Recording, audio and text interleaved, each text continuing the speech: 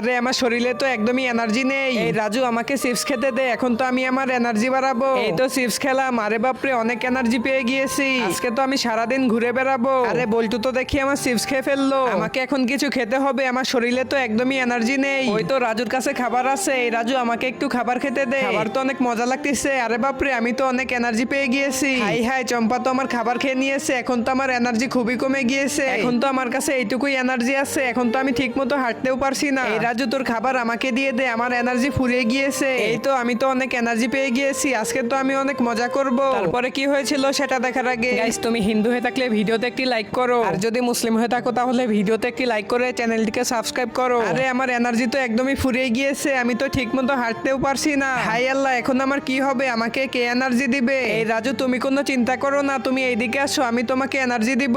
দাঁড়াও মিনা, আমি তোমার কাছে এক্ষুনি আসতেছি। এই তো আমি অনেক এনার্জি পেয়ে গিয়েছি।